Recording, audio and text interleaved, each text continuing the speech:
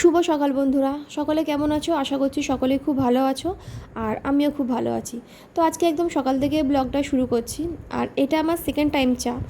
সকালে একবার অরুণের সাথে চা খাই, তখন অনেকটা সকাল থাকে আর মেয়ে পরে ওঠে, তো ও ঘুম থেকে উঠে একটু চা খাওয়ার বায়না করে, তো সেই জন্য ও আর আমি তখন একটুখানি চা খাই।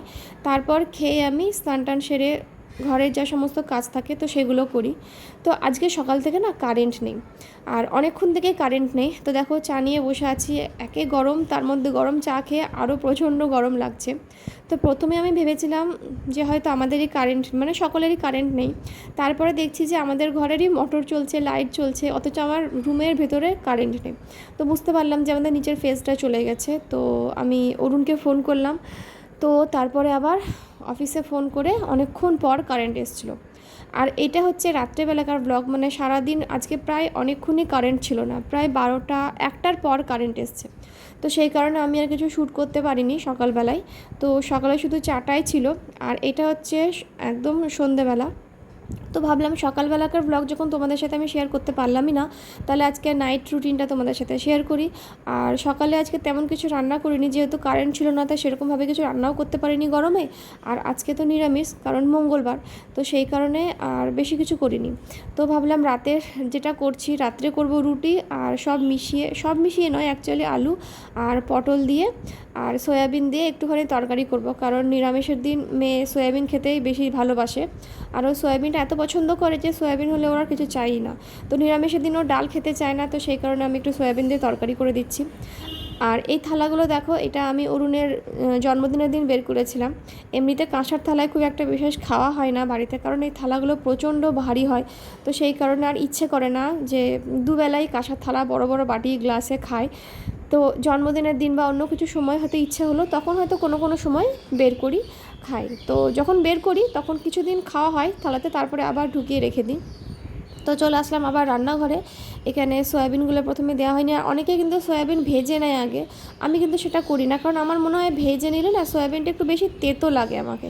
তো সেই কারণে আমি তরকারির মধ্যে দিয়েই কষিয়ে এটাকে রান্না করি। আর এরমভাবে করতে কিন্তু ভালোই লাগে, খেতে কিন্তু ভালো লাগে।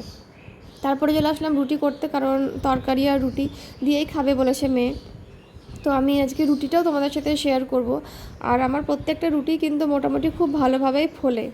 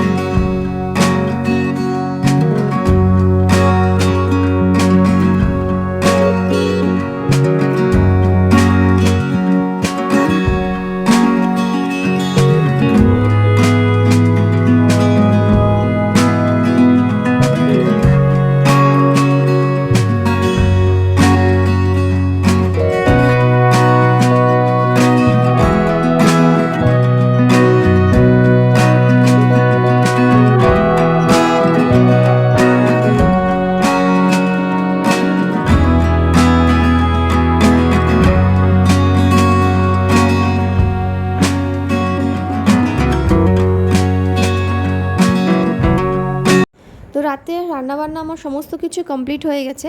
আর এইখানে মেয়েকে খেতে দিয়ে দিচ্ছি, কারণ আজকে যেহেতু সয়াবিন হয়েছে, তো ওর প্রচণ্ড খিদে পেয়ে গেছে সয়াবিন দেখে। তো আগে ওকেই খাইয়ে দিই, কারণ ও প্রচণ্ড আস্তে আস্তে খাবে। তো তারপর আমি আর অরুণ দুজন একসাথে বসে ডিনারটা করে নেব। তো ওর জন্য খাবারটা বেড়ে নিচ্ছি। আর তারপরে এখানে পরের দিনের ভিডিও চলে আসলাম, কারণ রাত্রে আর কিছু আর শ্যুট করিনি, অত দেরি করেছিলাম। আর আজকে হচ্ছে মহালয়া, আজকে বুধবার। তো সকালবেলায় অনেক ভোরবেলায় ঘুম থেকে উঠেছিলাম আর মহালয়া দেখেছি। ছোটোবেলাতেও দেখতাম, এখনও দেখছি। তবে ছোটোবেলাকার মহালয়ার মধ্যে না বেশ একটা প্রাণ ছিল, আর এখন জানি না কেন মনে হয় না সেই আগের দিনের মহালয়ার মতো। তবে যাই হোক, মহালয়া তো মহালয়া হয়। আর সকালে এখানে আমি ব্রেকফাস্ট করে নিয়েছি। মেয়ে তো ড্রাই করে ম্যাগি খায় না, তো সেই কারণে ওকে একটু স্যুপ করে দিয়েছি, আর আমরা এরকম ড্রাই করে ম্যাগি খাচ্ছি, যদিও সকলে একসাথে বসেই খাচ্ছি। তো যাই হোক, চলো আজকের ভিডিওটা এখানে শেষ করি। তো এরপরে সংসারের বাকি সমস্ত কাজকর্ম বাকি আছে, সেগুলো করব। তো চলো ভিডিওটা এখানে শেষ করছি। যদি আমার ভিডিও ভালো লাগে থাকে তাহলে প্লিজ লাইক কমেন্ট শেয়ার করে দিও। আর চ্যানেলে যারা নতুন বন্ধু আছো তারা আমার চ্যানেলটাকে সাবস্ক্রাইব করে আমার পাশে থেকো।